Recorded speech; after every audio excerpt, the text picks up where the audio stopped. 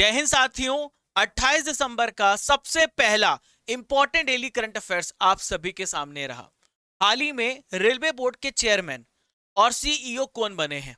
तो railway board के नए चेयरमैन बने हैं, सीईओ बने हैं अनिल कुमार लाहोटी। क्या नाम है इनका? अनिल कुमार लाहोटी नाम है। दोस्तों मैं आपको बताना चाहूंगा, ध्यान से सुनिएगा। जो अनिल कुमार लाहोटी है, इनका नाम याद करने की बहुत इंटरेस्टिंग सी ट्रिक है। ये मैं खुद जनरेट करता हूं, आप भी अपने एंगल से बना सकते हैं। मेरा मकसद है कि आपको हर एक चीज याद हो जाए क्लास में। तो आपने अनिल कपूर का नाम सुना होगा, फेमस एक्टर है, आप जानते हैं। तो अनिल कपूर जी रेलवे बोर्ड के नए चेयरमैन बने, ऐसा रिलेट करें आप। वास्तविकता ये नहीं है, बस इमेजिन करना है। आपके दिमाग में इमेजिनेशन होनी चाहिए हर एक चीज की। दोस्तों लाहौटी लिखा हुआ है, तो लाहौटी जी का भी नाम आप रिलेट कर सकते हो कि जो रेलवे ट्रैक होता है उसमें लोहे से वो बना होता है। तो लाहौटी वहां से भी आप रिलेट कर लेना, ऑप्शन में क्रैक हो जाएगा। तो दोस्तों ये किनका स्थान लेंगे? तो ये विनय कुमार त्रिपाठी का स्थान लेंगे। ये 1 जनवरी को अध्यक्ष बनेंगे। दोस्तों अनिल कुमार लाहौटी की बात करें तो इनकी जो अचीवमेंट रही है, इन्होंने क्राउड मैनेजमेंट किया है, यानी भीड़ भाड़ को कम करने के लिए आनंद विहार और नई दिल्ली स्टेशन के दूसरे प्रवेश द्वार के विकास में इन्होंने महत्वपूर्ण योजना बनाई है। दोस्तों आज से आपको एक नई सीरीज मिलेगी जिसे हम बोलते हैं परीक्षा संजीवनी। तो परीक्षा संजीवनी आपके सामने रही। हाल ही में शमशेर सिंह को किस कंपनी का एमडी एंड सीईओ बनाया गया है? एसबीआई फंड्स मैनेजमेंट का। हाल ही में आलोक सिंह को एयर इंडिया के कम लागत वाले एयरलाइन व्यवसाय का प्रमुख नॉमिनेट किया गया है। सऊदी अरब में भारत के नए राजदूत कौन बनाए गए हैं? सुहेल एजाज खान, मैंने आपको पढ़ाया था। हाल ही में हेमंत गुप्ता, इन्हें केंद्र ने सुप्रीम कोर्ट के पूर्व जज हेमंत गुप्ता को नई दिल्ली अंतरराष्ट्रीय मध्यस्थता केंद्र का अध्यक्ष बनाया है। हाल ही में atomic energy regulatory board AERB के नए अध्यक्ष बनाए गए दिनेश कुमार शुक्ला। तो ये इंपॉर्टेंट अपॉइंटमेंट है परीक्षा की संजीवनी। दोस्तों आप सभी देख रहे हैं डेली करंट अफेयर्स और मैं हूं आप सभी का राजा गुप्ता। 28 दिसंबर के करंट अफेयर्स पढ़ा रहा हूं आप लोगों को। भारत के सभी एग्जाम्स के लिए जरूरी है। इस सेशन में आपको मिलेगा स्पेशल स्टैटिक जीके। हर एक सब्जेक्ट का सबसे आखिरी में डेली एक टॉपिक का डिस्कशन होता है। 25 से 30 मिनट में आपको 1.5 से 2 घंटे की क्लास का अनुभव हो जाएगा। डेली करंट अफेयर्स का टेस्ट भी होता है, यूट्यूब में कहीं नहीं होता। सबसे पहले सबसे कम समय में करंट अफेयर्स देने का वादा, उसी पे हम आगे बढ़ रहे हैं। दोस्तों आप सभी के लिए ऊर्जावान पंक्तियां। लाइफ आपकी जितनी भी हार्ड होगी आप उतने स्ट्रांग होंगे। चुनौतियां जितनी आएंगी आप उतने मजबूत होंगे।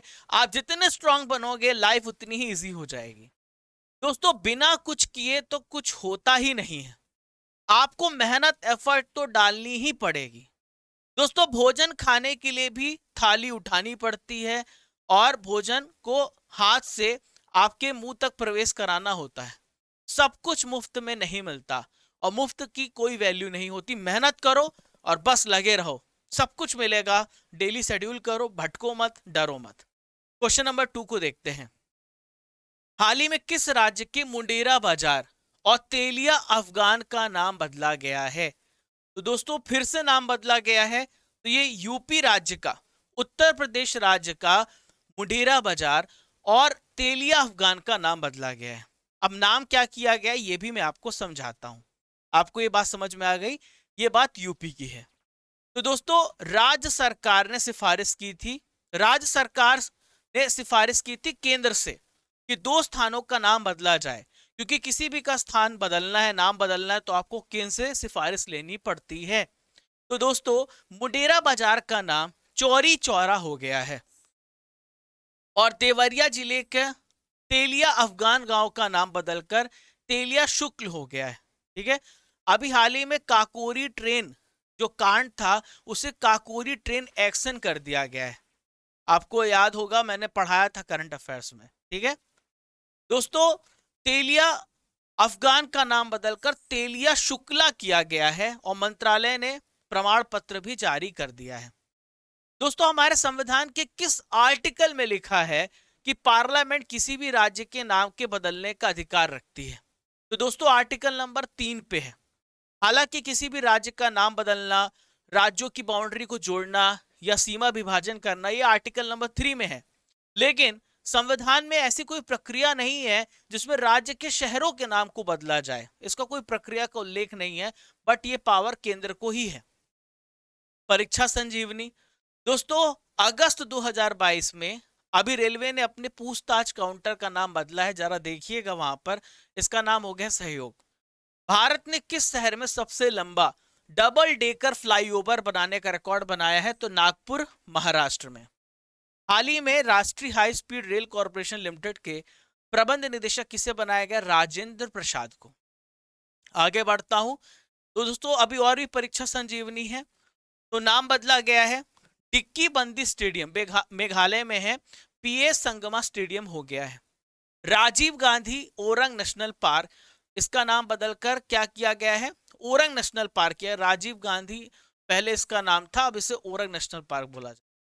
अयोध्या हवाई अड्डा, जो हवाई अड्डा है ये हो गया है मर्यादा पुरुषोत्तम श्री राम हवाई अड्डा। चेनानी नाशी सुरंग हो गया है श्यामा प्रसाद मुखर्जी सुरंग। काकोरी ट्रेन षड्यंत्र हो गया है Kakori train action. Firoz Shah Kotla stadium हो गया अरुण जेटली स्टेडियम। दोस्तों यहाँ पे 27 दिसंबर के रिजल्ट हमारे पास है। अनामिका शाक्या, कॉन्ग्रेचुलेशन। आरती भट्ट, अरसलान मलिक, गौतम राज एंड पूजा यादव। दोस्तों ये सारे जो टेस्ट होते हैं डेली करंट अफेयर्स के, हमारे क्रेजी जीके ट्रिक एप्लीकेशन में होते हैं। आपको एप्लीकेशन डाउनलोड करना है, क्रेजी जीके ट्रिक एप्लीकेशन को, और इस प्रकार से इंटरफेस खुलेगा। ये वाला जो बॉक्स है यहां क्लिक करना आप, यहां पर आपको मिलेगा डेली करंट अफेयर्स का free video, free PDF, free quiz. मैं क्यों झूठ बोलूंगा, ये फ्री है ना। ये वाला जो सेक्शन है पूरी तरीके से आपका फ्री है। यहाँ पे आपको पीडीएफ क्विज और प्रॉपर हर मंथ का, आप चाहे सितंबर महीने का, अक्टूबर महीने का आप जाओगे तो यहाँ पे आपको प्रॉपर मिलेगा, है ना। ऐसा कुछ भी नहीं है आप बोलते हो सर फ्री नहीं है, फ्री है daily current affairs. Next question, महामारी की तैयारी का अंतरराष्ट्रीय दिवस कब मनाया जाता है? तो दोस्तों महामारी का अंतरराष्ट्रीय दिवस मनाया जाता है 27 दिसंबर को। मैं आपको बताना चाहूंगा 25 दिसंबर के बारे में भी। सुशासन दिवस मनाया जाता है। 24 दिसंबर को मनाया जाता है राष्ट्रीय उपभोक्ता दिवस। 23 दिसंबर को मनाया जाता है राष्ट्रीय किसान दिवस। 22 दिसंबर को मनाया जाता है नेशनल मैथमेटिक्स डे। दोस्तों क्लास लेने से आपके अंदर एक अलग अनुभव होगा अगर आप डेली पढ़ रहे हैं। दोस्तों आप समझते हैं कि यह दिवस क्यों मनाया जाता है? तो महामारी के बारे में जागरूकता फैलाना। आप सभी को पता है कोविड-19 ने पूरी दुनिया को झकझोर करके रख दिया, और अभी चाइना में वापस से लौट गया है। वहां पर जगह नहीं है कि लाशें को दफनाया जा सके। तो कोविड-19 जैसी अगर कोई महामारी आती है तो उसे रोकने में कैसे हम प्रिपेयर रहें, और इसके प्रभाव के बारे में लोगों को बताया जाता है। दोस्तों जब तक प्रॉब्लम ना हो तब तक हम काम नहीं करते, आपको पता है ना। तो अगर हम समझते रहे कि ऐसा कोई विनाशकारी प्रभाव हो सकता है तो हम उसके लिए तैयारी करेंगे। तो 7 दिसंबर 2022 को संयुक्त राष्ट्र महासभा के द्वारा एक प्रस्ताव में यह बोला गया कि 27 दिसंबर को हम यह दिवस मनाएंगे। परीक्षा संजीवनी, भ्रष्टाचार के खिलाफ अंतरराष्ट्रीय दिवस 9 दिसंबर को, मानव अधिकार दिवस 10 दिसंबर को, नौसेना दिवस 4 दिसंबर को, और 3 दिसंबर को अंतरराष्ट्रीय दिव्यांगजन दिवस, 5 दिसंबर को विश्व मृदा दिवस, अंतरराष्ट्रीय पर्वत दिवस 11 दिसंबर को मनाया जाता है। अंतरराष्ट्रीय ऊर्जा दिवस 14 दिसंबर को मनाया जाता है। अंतरराष्ट्रीय प्रवासी दिवस 18 दिसंबर, 19 दिसंबर को गोवा मुक्ति दिवस, अंतरराष्ट्रीय मानव एकता दिवस 20 दिसंबर को मनाया जाता है। सभी महत्वपूर्ण पॉइंट को नोट कर लीजिए, स्क्रीनशॉट ले लीजिए, पीडीएफ भी मैं दे रहा हूं और स्क्रीनशॉट ले सकते हैं, नोट्स बनाइए जरूर, है ना। चलिए, सीईबीआर के अनुसार कौन सा देश 2037 तक विश्व की तीसरी सबसे बड़ी अर्थव्यवस्था बन जाएगा? तो दोस्तों हमारा भारत देश 2037 तक दुनिया की तीसरी सबसे बड़ी इकोनॉमी बन जाएगा। अभी वर्तमान में 5वें नंबर पर है। दुनिया का सबसे बड़ी अर्थव्यवस्था अमेरिका की है। किसकी है? अमेरिका की है। तो यूनाइटेड किंगडम में जो है centre for economics and business research, इन्होंने बताया है कि भारत जिस गति से अभी बढ़ रहा है तो 2037 में तीसरी सबसे बड़ी अर्थव्यवस्था बन करके उभर करके आएगा। क्लियर है दोस्तों? अभी भारत ने इंग्लैंड को पीछे छोड़ दिया है और भारत पांचवी सबसे बड़ी अर्थव्यवस्था बन गया है। दोस्तों इसके अलावा इंटरनेशनल मॉनेटरी फंड ने भी भविष्यवाणी की है कि भारत तो 2027-28 में ही तीसरी बड़ी अर्थव्यवस्था बन जाए।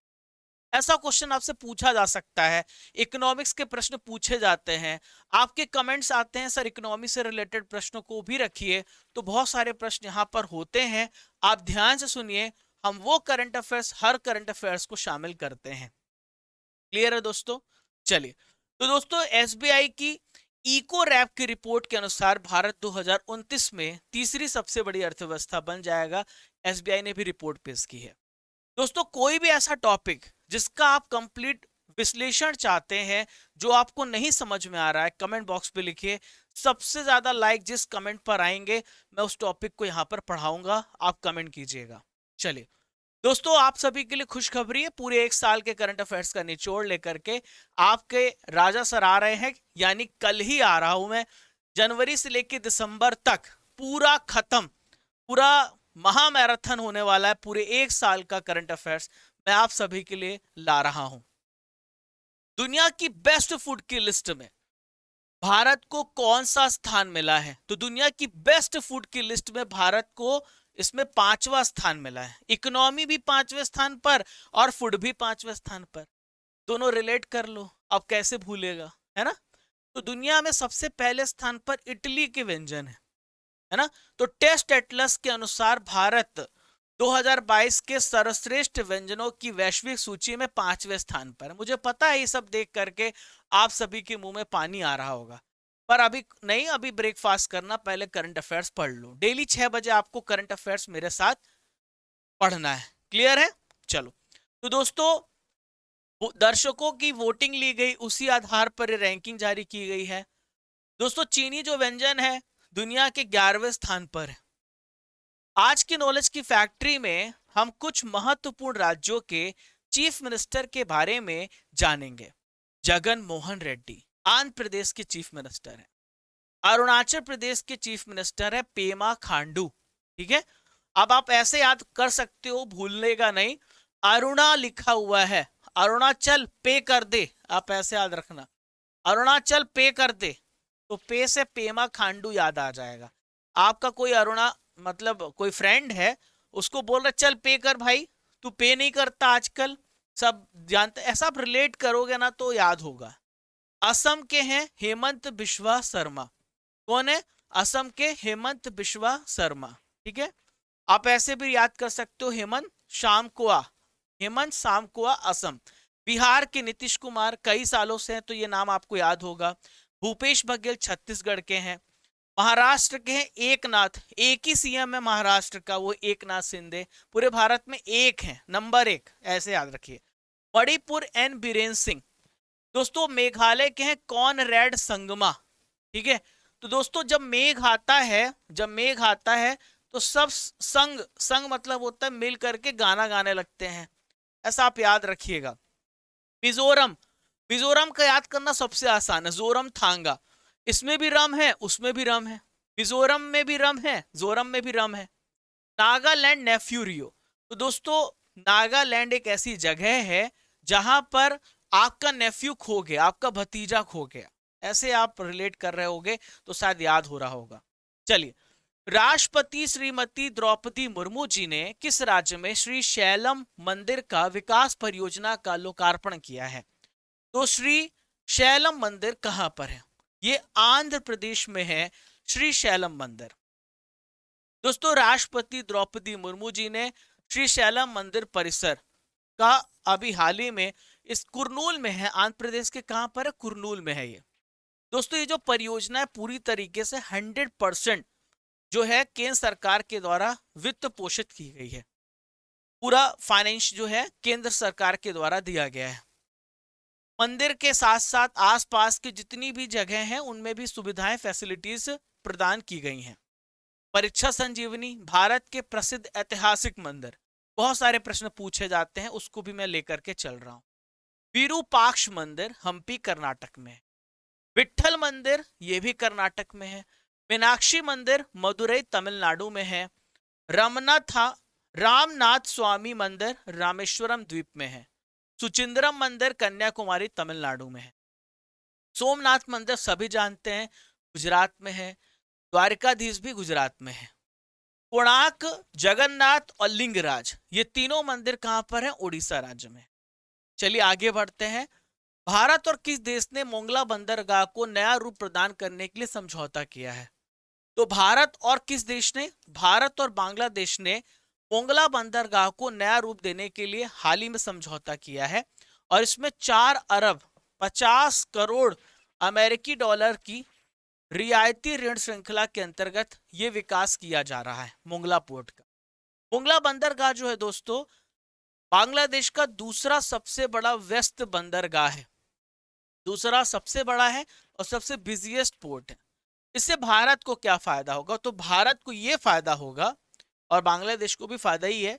तो भूटान और नेपाल, अगर आप लोकेशन को देखें तो बांग्लादेश जो है इस प्रकार से यहां पर ही बांग्लादेश है, ठीक है। तो अगर हमें हम अगर इस तरीके से जाएंगे भूटान को सप्लाई करने तो हमें ज्यादा दूर पड़ेगा। तो हम यहां से देखो बांग्लादेश की जो सीमा पश्चिम बंगाल से बांग्लादेश की सीमा पश्चिम बंगाल से तो लगती है, तो यहां से हम नेपाल और साथ में भूटान से जो माल है उसकी आवाजाही के लिए समुद्री संपर्क भी कर सकते हैं। पश्चिम बंगाल की सीमा जो है यहां पर छूती है, ठीक है, नेपाल से छूती है। तो इस प्रकार से हम माल को ट्रांसपोर्ट कर सकते हैं एक दूसरे देश से एक दूसरी जगह से। अब दोस्तों यहाँ पे पोर्ट्स की बात आ रही है, बंदरगाह की बात आ रही है, तो भारत में देखते हैं कहाँ कहाँ पे पोर्ट है। ध्यान देना, बहुत अच्छा, एक बार में सारा कर देखो। कांडला बंदरगाह है, फिर वडीनार गुजरात में है, मुंबई है, फिर नावा शेवा है महाराष्ट्र में, मारमागांव यहाँ पर देखिए गोवा में है, मंगलूर ये कहाँ पे? कर्नाटक में, कोचिन केरल में है, तुतिकोरिन तमिलनाडु में है, एन्नौर और चेन्नई तमिलनाडु में है, विशाखापत्तनम आंध्र प्रदेश, पारादीप जो उड़ीसा में है, दिख रहा है आपको, लिखते जाइए, हल्दिया और कोलकाता वेस्ट बंगाल में है। ये भारत के पोर्ट हैं जिससे कि अंतरराष्ट्रीय व्यापार किया जाता है, ठीक है। चलो नेक्स्ट क्वेश्चन, हाल ही में किस संस्थान के विशेषज्ञ ने कृत्रिम हृदय तैयार किया है? आर्टिफिशियल हार्ट को तैयार किया है, यह है आईआईटी कानपुर। दोस्तों ये हार्ट है आपके शरीर पे, यहां पर लोकेटेड है, 300 ग्राम इसका वजन होता है और पेरिकार्डियम नाम की झिल्ली से घिरा होता है। हार्ट का काम होता है ब्लड को पंप करना। तो आर्टिफिशियल हार्ट को तैयार किया है और हृदय रोग संबंधी समस्या से जो व्यक्ति जूझ रहा है उनके लिए बहुत मददगार होगा। तो दोस्तों इसका पहले परीक्षण जानवरों पर किया जाएगा अगले साल से और फिर उसके बाद हार्ट ट्रांसप्लांट आसानी से किया जा सकता है। नेक्स्ट क्वेश्चन, मना नाला नल्ला थरबू मंदरम योजना किस राज्य में शुरू की गई है? मना नाला नल्ला थरबू ये योजना तमिलनाडु राज्य में शुरू की गई। कहां पर? तमिलनाडु राज्य में। तमिलनाडु के चीफ मिनिस्टर एम.के. स्टालिन। क्या है इस योजना का मकसद? प्यारे साथियों, मेडिकल कॉलेज के जो स्टूडेंट होते हैं उनको बहुत ज़्यादा स्ट्रेस होता है, तो मानसिक स्वास्थ्य में सुधार के लिए मनोवैज्ञानिक सहायता प्रदान की जाएगी। दोस्तों बहुत सारे मेडिकल छात्रों ने सुसाइड किया है। इतना प्रेशर नहीं लेना है, देखिए टेंशन लेना नहीं है, टेंशन देना है। टेंशन किसी और को नहीं देना है, टेंशन आपस में बांटना है, ठीक। खुश रहिए, जिंदगी में सबसे इंपॉर्टेंट खुश रहना है। सिलेक्शन क्यों ले रहे हो? खुश रहने के लिए। तो पहले परेशान क्यों हो भाई? पहले भी खुश रहो, सिलेक्शन हो जाएगा तो भी खुश रहो, नहीं होगा तो भी खुश रहो। एपीजे अब्दुल कलाम पायलट बनना चाहते, राष्ट्रपति बने। तो राष्ट्रपति छोटा है कि पायलट? ठीक है, दोनों ही बड़े हैं, लेकिन पद देखो, देश का राष्ट्रपति बनना तो गलत काम नहीं। बहुत क्षमता आप सभी के अंदर, कुछ भी कर सकते हो, मस्त से लाइफ जियो। दोस्तों मानसिक स्वास्थ्य से जो पीड़ित रोगी हैं उनके उपचार के लिए प्रशिक्षित किया जाएगा इस योजना के तहत। एक हेल्पलाइन नंबर भी है 14416। बहुत सारी हेल्पलाइन नंबर है जिसमें अगर आपको अकेला फील हो रहा है तो वो आपकी मदद करते हैं, ठीक है। चलो किसने अपनी पहली राष्ट्रीय मुक्केबाजी चैंपियनशिप जीत ली है? और मैं कहना चाहूंगा, अगर आपकी कोई भी नहीं सुन रहा है तो कमेंट करो, मैं कमेंट पढ़ता हूं, रिप्लाई करूंगा, ठीक है? चलो, निकाह जरीन। तो अपनी पहली राष्ट्रीय मुक्केबाजी चैंपियनशिप को किसने जीता है? निकाह जरीन ने जीता है। तो दोस्तों, भोपाल में खिताबी मुकाबला हुआ। इन्होंने रेलवे की अनामिका को 4-1 से पराजित कर दिया 50 किलोग्राम वेट कैटेगरी में। दोस्तों, राष्ट्रीय महिला मुक्केबाजी चैंपियनशिप में ओवरऑल चैंपियन कौन था? रेलवे था। और सेकेंड नंबर पे मध्य प्रदेश था। हमारे प्रेजेंट के खेल मंत्री और सूचना मंत्री अनुराग सिंह ठाकुर, इन्होंने विजेताओं को पुरस्कार प्रदान किया है। निकाह जरीन ये इंडियन बॉक्सर है, इनका संबंध तेलंगाना से है। अभी महिला विश्व चैंपियनशिप में 52 किलोग्राम वेट कैटेगरी में गोल्ड मेडल जीता, और ऐसा करने वाली 5वीं ऐसी पहलवान है, ठीक है दोस्तों। अब यहां पर रसमलाई खाएंगे, ठीक है? अर्थशास्त्र का नोबेल पुरस्कार 2022 किसे मिला है? तो अर्थशास्त्र में 3 व्यक्तियों को पुरस्कार मिला, Ben Bernanke, Douglas Diamond, Philip Dybvig. UP के पूर्व मुख्यमंत्री कौन थे जिनका निधन हो गया है? तो यूपी के पूर्व मुख्यमंत्री थे मुलायम सिंह यादव। चंद्रयान 2 के स्पेक्ट्रोमीटर ने चंद्रमा पर किस तत्व की खोज की है? तो दोस्तों, ये तत्व है सोडियम। आप अपना आंसर कमेंट बॉक्स पे लगाए रहिए। 6 बजे सुबह उठना है, पढ़ना है, सभी को बता दीजिए। 37वें राष्ट्रीय खेल 2023 की मेजबानी कौन सा राज्य करेगा? तो 37वें राष्ट्रीय खेल 2023 की मेजबानी कौन सा राज्य करेगा? ये करेगा गोवा। दोस्तों, सुबह 6 बजे उठिए, आपकी नींद तुरंत खुल जाएगी मेरी आवाज से। फिर एक्सरसाइज कीजिए, व्यायाम कीजिए, ब्रेकफास्ट लीजिए, पूरी दिन की शेड्यूलिंग कीजिए। बीच बीच में अब कुछ बातें इसलिए कर रहा हूं क्योंकि और भी चीजें जरूरी हैं लाइफ में, पढ़ाई के अलावा भी, ताकि आप स्ट्रांग बने। चौथा हेली इंडिया समिट 2022 का उद्घाटन कहां पर किया गया है? श्रीनगर में। कहां पर? श्रीनगर में। दोस्तों, 10 प्रश्नों का आपका होगा टेस्ट। क्या आप सभी तैयार हैं? चलो शुरू करते हैं। भारत ने किस शहर में सबसे लंबा डबल डेकर फ्लाईओवर बनाने का रिकॉर्ड बनाया है? तो फ्रेंड्स, ये है नागपुर, महाराष्ट्र में। मांडुअडी रेलवे स्टेशन का नया नाम क्या है? मांडुअडी रेलवे स्टेशन का नया नाम है बनारस स्टेशन। हेमंत बिश्वा शर्मा किस राज्य के चीफ मिनिस्टर हैं? हेमंत बिश्वा शर्मा जी असम राज्य के हैं। अंतरराष्ट्रीय मानव एकता दिवस कब मनाया जाता है? मानव एकता दिवस मनाया जाता है 20 दिसंबर को। नौसेना दिवस कब मनाया जाता है? तो दोस्तों, 4 दिसंबर को मनाया जाता है। दुनिया की बेस्ट फूड की लिस्ट में, कमेंट बॉक्स पे आप उत्तर जारी रखो, ये कौन सा देश पहले स्थान पर है? तो बेस्ट फूड की लिस्ट में सबसे पहला स्थान इटली का है। विट्ठल मंदिर किस राज्य में? विट्ठल मंदिर है कर्नाटक राज्य में। निकाह जरीन कौन है? मुक्केबाज, क्रिकेटर, बास्केटबॉल प्लेयर? तो ये बॉक्सर है। नेफ्यू रियो किस राज्य के चीफ मिनिस्टर है? तो नेफ्यू रियो नागालैंड राज्य के चीफ मिनिस्टर है। जोरम थांगा किस राज्य के मुख्यमंत्री हैं? मेघालय, मणिपुर, कर्नाटक, मिजोरम? तो दोस्तों, ये मिजोरम के हैं। एक और इंपॉर्टेंट सूचना आप सभी के लिए, ई बुक जारी कर दी गई है।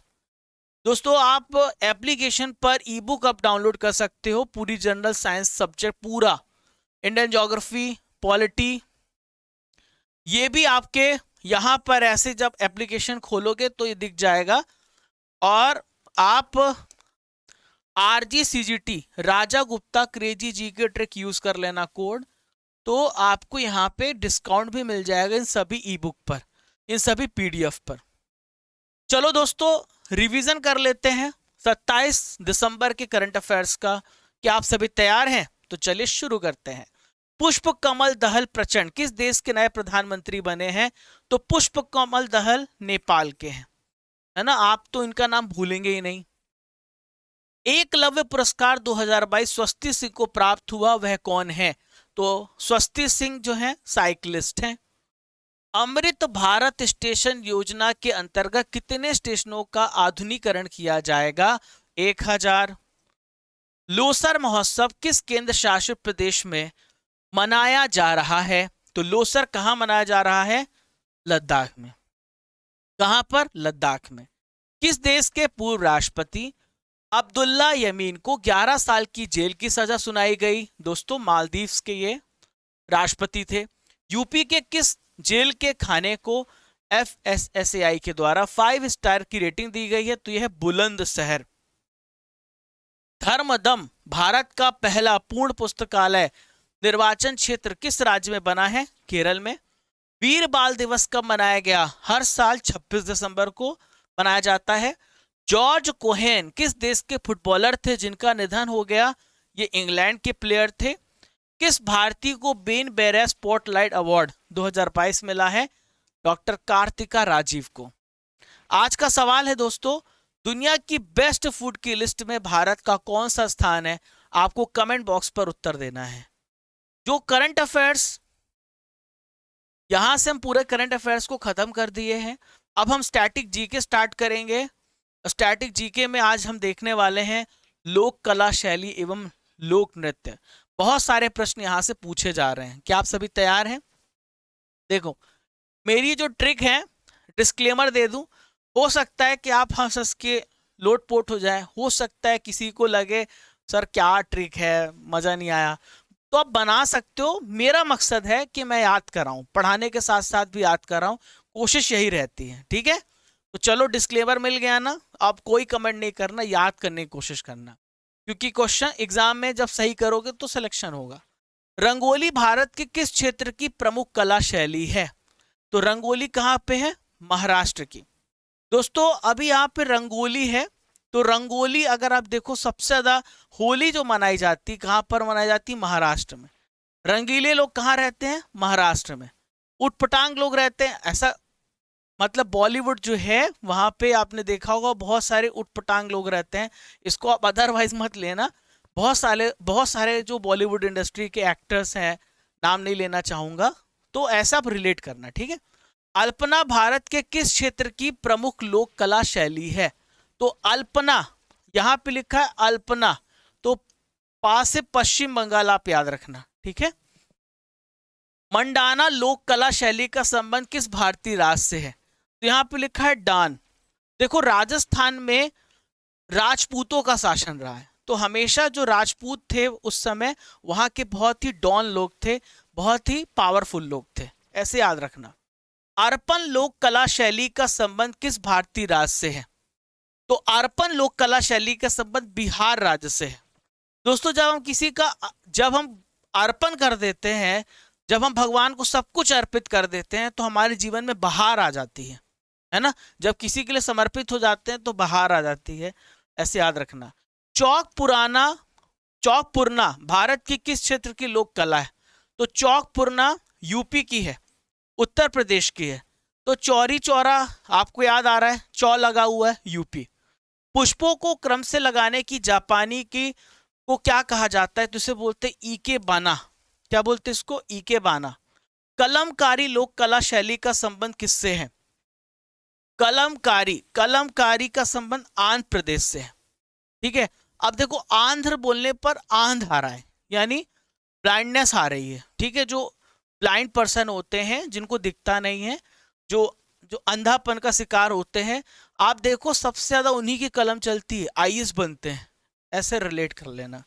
फूलकारी लोक कला कहाँ पे प्रचलित है? हरियाणा में है। तो दोस्तों हरि को हम क्या चढ़ाते हैं? फूल चढ़ाते हैं। फूल किसको चढ़ाते हैं? भगवान हरि को चढ़ाते हैं। गरबा लोक नृत्य शैली कहां पर प्रचलित है? तो गरबा तो सबको पता है, गुजरात राज्य होगा। तमाशा किस राज्य की प्रमुख लोक नृत्य शैली है? तो तमाशा जो है सबसे ज्यादा कहां पर होता है? जहां पर रंगोली होती है, तो महाराष्ट्र में। ठीक है। महाराष्ट्र में बॉलीवुड एक्टर्स बहुत फेमस है, बहुत सारे बॉलीवुड एक्टर बहुत तमाशा करते हैं। वहां पे बहुत सारी रिकॉर्डिंग्स होती हैं, है ना, बहुत सारे नाटक की, बहुत सारी सीरीज की, तो वहां भी तमाशा चलता रहता है। उत्तर प्रदेश का प्रसिद्ध लोकगीत है, तो यह कजरी। ठीक है। बाउल गायन कहाँ का एक लोक रूप है? बाउल जो है बंगाल का है। अब दोस्तों वहां बंगाल में लोग राइस खाते, चावल खाते हैं, तो चावल किस में खाएंगे? बाउल में खाएंगे। चावल और मच्छी खाते हैं, तो उनको क्या चाहिए? बाउल चाहिए। पंडवानी किस राज्य के प्रमुख कला शैली है? उत्तराखंड, छत्तीसगढ़, मध्य प्रदेश। तो आप याद रखना छत्तीसगढ़ में 36 पांडव हैं। राउफ किस राज्य की प्रमुख लोक नृत्य शैली है? तो राउफ कहाँ की है? जम्मू एंड कश्मीर की है। ठीक है, तो आप ऐसे याद रख सकते हो, उफ राउफ, जो उफ कितना सुंदर है जम्मू कश्मीर, सबसे सुंदर है ना पूरे भारत में, जिसे दुनिया की जन्नत कहा जाता है। मैंने कुछ ऐसी ट्रिक बनाई है, हो सकता है कि आप हंस भी रहे होंगे, हो सकता हो, बट आपको याद जरूर हो गया होगा।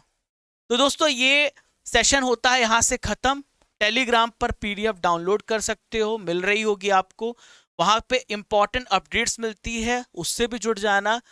हमारे बहुत सारे सोशल मीडिया हैंडल हैं, इंस्टाग्राम, टेलीग्राम, फेसबुक, यूट्यूब, इन सब पे जुड़ जाना, ताकि आपको वहाँ पे शॉर्ट्स वीडियो भी मैं पोस्ट करता हूँ और बहुत सारी अधिक जानकारियाँ देता रहता हूँ इन सभी प्लेटफॉर्म्स पर। तो आप जुड़ जाना इस पे भी, लिंक डिस्क्रिप्शन बॉक्स में दिया गया है।